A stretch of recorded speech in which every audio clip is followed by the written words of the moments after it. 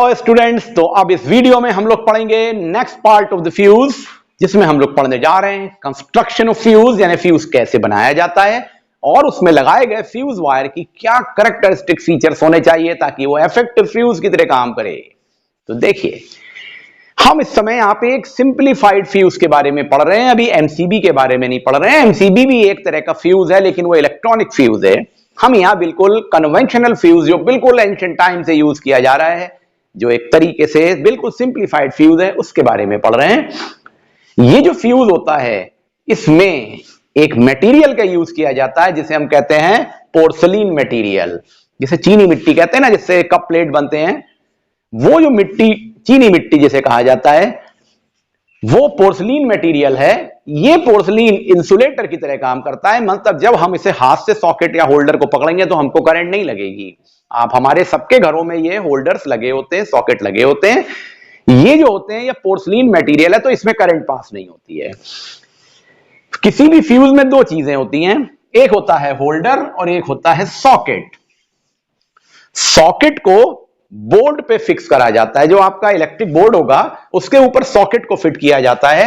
ये पूरा porcelain material होता है, उसमें ये मेटल की स्ट्रिप्स लगी होती हैं। इस तरह से देखिए, ये मेटल की स्ट्रिप्स हैं जिसके दो टर्मिनल है, T1 और T2। और जो हमारी मेन लाइन आ रही है जिसके थ्रू लाइव वायर आ रहा है, वो लाइव वायर के टर्मिनल T1 मेटल के बना हुआ टर्मिनल होता है, क्योंकि वो गुड कंडक्टर है। उस टर्मिनल से कनेक्ट कर दिया जाता है इस स्ट्रिप को, और यहां से इसका कनेक्शन अंदर से होता है, और यहां से लाइव वायर बाहर आ जाता है, आगे अप्लायंस में जाएगा। इधर से ये अप्लायंस में जुड़ेगा, इधर ये मेन लाइन से आ रही थी करंट। इसके बीच में हमने क्या लगा दिया? सॉकेट लगा दिया, और सॉकेट में दो मेटल के बने हुए टर्मिनल लगाए, और उससे ये मेटलिक स्ट्रिप्स लगा दी हैं, और इसमें ये ओपनिंग्स हैं, गैप हैं, आप देख सकते हैं। इसे कहते हैं सॉकेट। ये बोर्ड पे फिक्स किया जाता है, बी केयरफुल, सॉकेट को बोर्ड पे फिक्स किया जाता है, जिसमें लाइव वायर एक तरफ से आता है और दूसरे टर्मिनल से बाहर निकल जाता है, और इन लाइव वायर का कनेक्शन इन मेटलिक स्ट्रिप से होता है। दूसरा पार्ट होता है जिसे हम कहते हैं होल्डर। ये होल्डर भी एक स्ट्रक्चर है जो कि पोर्सलीन मटेरियल का बना हुआ होता है, इंसुलेटर ऑफ करंट है। इसमें भी दो टर्मिनल होते हैं, मेटल के बने हुए T1 और T2, जो एक लंबी सी स्ट्रिप जैसे होते हैं। ये आप देख रहे हैं, ये मेटल की स्ट्रिप्स हैं। इनके बीच में हम एक वायर लगाते हैं। देखिए, ये वायर लगा हुआ है। ये जो वायर है, ये फ्यूज वायर कहलाता है। ये फ्यूज वायर कहलाता है। अब अभी देखिए, यहां से करंट आ रही है यहां तक। देखिए, ये वायर आ रहा है, लाइव वायर यहां टर्मिनल में आ रहा है सॉकेट के, होल्डर के रिलेशन यहां पर, और ये देखिए यहां पर रुक गया वायर। अब ये मेटल की स्ट्रिप है और यहां पे कोई कनेक्शन नहीं है इसका, और यहां से वायर निकल जा रहा है। मतलब अगर अभी आप करंट को भेजें तो करंट यहीं पर रुक जाएगी, यहां से आगे नहीं निकलेगी करंट, क्योंकि बीच में कोई कनेक्शन है ही नहीं इनके, ये एक दूसरे से कांटेक्ट में नहीं है। अब आप देखिए, आपने ये फ्यूज वायर लगा दिया इस टर्मिनल और इस मेटल टर्मिनल के बीच में, किसमें? होल्डर में। अब जब अगर आप इस होल्डर को लाके इसमें इंसर्ट कर देंगे तो ये मेटल स्ट्रिप यहां पे आ जाएगी, और ये वाली मेटल स्ट्रिप यहां आ जाएगी, और इसके बीच में था ये फ्यूज वायर। तो देखिए, फ्यूज वायर ये आ गया ना, तो ये मेटल स्ट्रिप का कनेक्शन फ्यूज वायर के थ्रू इससे हो जाएगा, दूसरे टर्मिनल T2 से। तो आप देखेंगे, इन दोनों टर्मिनल से फ्यूज वायर के रिलेशन में ये कनेक्शन कंप्लीट हो गया। अब करंट यहां से पास होकर अप्लायंस में चली जाएगी। लेकिन अगर आप इसको बाहर खींच लें तो ये कनेक्शन फिर से टूट जाएगा यहां पे, और ये पूरा हट जाएगा, और ये फिर से अनकनेक्टेड हो जाएगा।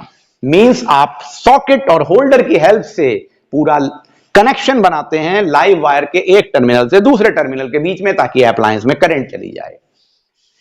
एक बात यहां पे देखिए, ये फ्यूज वायर लगाया है, इसकी क्या इंपॉर्टेंस है? ये फ्यूज वायर की तीन कैरेक्टरिस्टिक्स होती हैं। पहली चीज, ये एलॉय का बना होता है, लेड और टिन के। ये जो फ्यूज वायर है, ये एलॉय ऑफ लेड और टिन का बना होता है। इसकी रेजिस्टिविटी बहुत ज्यादा होती है, रेजिस्टिविटी बहुत ज्यादा होती है। और जैसा अभी हमने देखा, राइजिंग टेम्परेचर रेडियस के क्यूब के इनवर्सली रिलेटेड होता है, तो ये पतला वायर बनाया जाता है, यानी कि लेस रेडियस का थिन वायर होता है, जो ये फ्यूज वायर है, और इसकी रेजिस्टिविटी बहुत ज्यादा है, और इसका मेल्टिंग पॉइंट बहुत कम होता है, यानी बहुत जल्दी पिघल जाएगा ये। तो जब ये आपने कनेक्शन इस पे बना दिया तो फ्यूज वायर से कनेक्ट हो गया अप्लायंस। लेकिन अगर एक्सेसिव करंट आ जाएगी जो एक स्पेसिफाइड लिमिट है, जैसा कि मैंने बोला था। अगर 5 एम्पियर की करंट के रिलेशन में ये वायर लगा हुआ है, यानी कि 5 एम्पियर की करंट अप्लायंस में चाहिए और 7 एम्पियर की करंट आ गई, तो ये वायर पिघल जाएगा, ब्रेक कर जाएगा, मेल्ट कर जाएगा, क्योंकि मेल्टिंग पॉइंट लो है, रेजिस्टिविटी हाई है, तो हीटिंग इफेक्ट प्रोड्यूस हो जाएगा और अप्लायंस हमारा सेफ गार्ड हो जाएगा। Means the fuse wire melt easily due to the overheating when the current in excess to the prescribed limit passes through it। तो ज्यादा करंट आने पे ये वायर मेल्ट कर जाएगा और आप अपने अप्लायंस को प्रोटेक्ट कर लेंगे, सेफ गार्ड कर लेंगे। इंपॉर्टेंट बात यहां पर आई कि हमें फ्यूज वायर ऐसा बनाना है जो लेड और टिन के अलॉय का हो, ताकि रेजिस्टिविटी हाई हो जाए, मेल्टिंग पॉइंट लो हो जाए। इसीलिए हम कॉपर और एल्युमिनियम के वायर को यूज नहीं कर सकते हैं, कॉपर और एल्युमिनियम के वायर को यूज नहीं कर सकते हैं, क्योंकि उनका मेल्टिंग पॉइंट बहुत हाई होता है, तो तार पिघलेगा ही नहीं।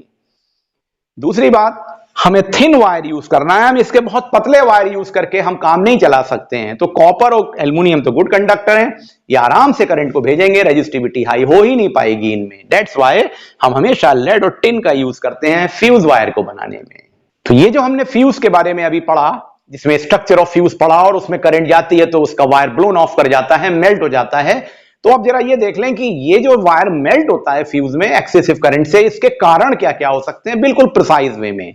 तो देखिए, current can exceed in the circuit, यानी कि जो सर्किट में करंट आ रही है वो 3 ब्रॉडली डिवीजन कारण हैं, रीजंस हैं, जिसके कारण उसमें हाई वोल्टेज फ्लक्चुएशन हो सकता है, करंट ज्यादा आ सकती है। पहला है हाई वोल्टेज फ्लक्चुएशन हो गया, यानी ज्यादा करंट तब आएगी जब ज्यादा वोल्टेज हो गया, या शॉर्ट सर्किटिंग हो गई, सर्किट में कहीं एकदम जीरो रेजिस्टेंस पाथ बन गया, ज्यादा करंट आ गई, या ओवरलोडिंग हो गई। मतलब आपको अपने घर में एक एयर कंडीशनर चलाना था, आपने इकट्ठे 3 एक साथ चला दिए, उतना सर्किट बियर नहीं कर पाया, तो एक्सेसिव करंट आ गई वायर में, सर्किट में, और वोल्टेज फ्लक्चुएशन हो गया, या शॉर्ट सर्किटिंग, कोई भी रीजन हो गया, या ओवरलोडिंग हो गई, कुछ भी हो गया। ये 3 रीजंस हैं, इससे ज्यादा करंट आ जाती है सर्किट में, उस कंडीशन में फ्यूज वायर का टेम्परेचर ज्यादा हो जाता है, temperature rises and wire melts. उससे क्या होता है, जो एक्सेसिव करंट आ रही होती है उसका पाथ टूट जाता है और लाइव वायर में करंट आना बंद हो जाती है। ये रीजन हो गया।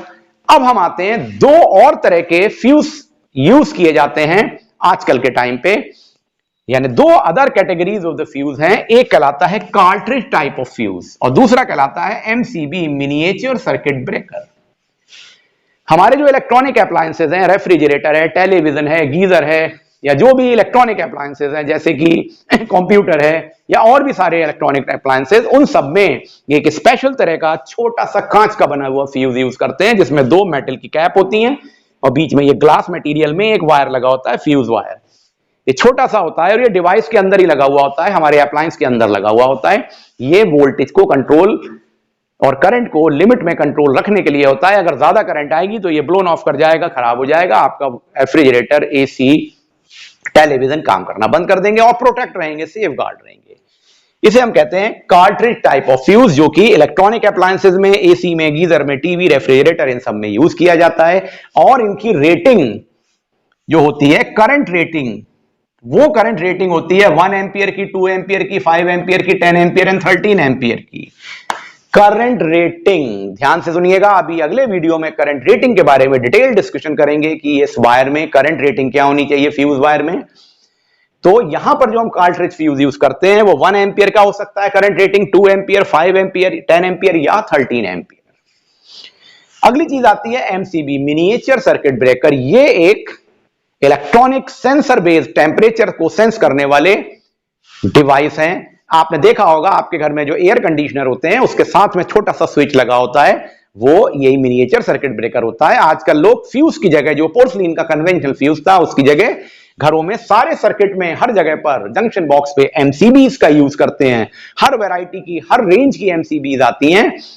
ये बहुत ही प्रोटेक्टिव और सेफ डिवाइस है, जिससे हमको करंट नहीं लग सकती है और बार बार फ्यूज को बदलने का झंझट नहीं है। देखिए, फ्यूज जल गया, बर्न कर गया हाई करंट से, तो अब आप घर में अंधेरा हो गया, अब आपको नया वायर लाना पड़ेगा या बिजली वाले को बुलाना पड़ेगा, उसकी वायरिंग करनी पड़ेगी, फिर से सॉकेट और होल्डर का कनेक्शन बनाना पड़ेगा। ये प्रॉब्लमेटिक काम है। तो आपको हर समय पे वायर नहीं मिल सकता है।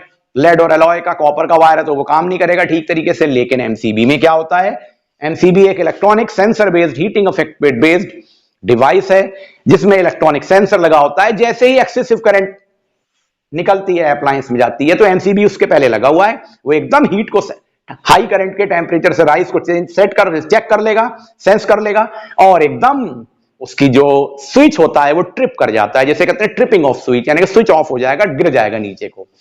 कोई वायर नहीं होता है इसके अंदर, यहां केवल सेंसर लगे होते हैं जो हीटिंग इफेक्ट को सेंस कर लेते हैं, तो स्विच ट्रिप कर जाता है, एमसीबी ट्रिप कर जाती है और आगे करंट जाना बंद हो जाती है अप्लायंस में।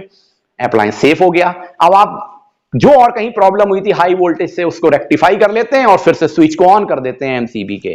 एमसीबी फिर से करंट को भेजना शुरू कर देती है, उसके थ्रू करंट जाने लगती है। इन दिस वे टेम्परेचर को सेंस करके ये एमसीबी वर्कआउट करती है चीजों को और ट्रिप हो जाती है।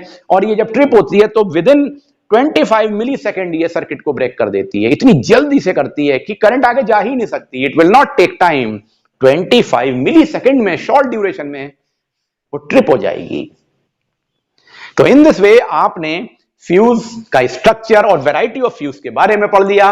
नेक्स्ट वीडियो में हम लोग पढ़ने जा रहे हैं रेटिंग ऑफ फ्यूज क्या होती है और साथ में कि फ्यूज को लाइव वायर में लगा देंगे तो क्या होगा या न्यूट्रल में लगाएं तो क्या होगा। Thank you.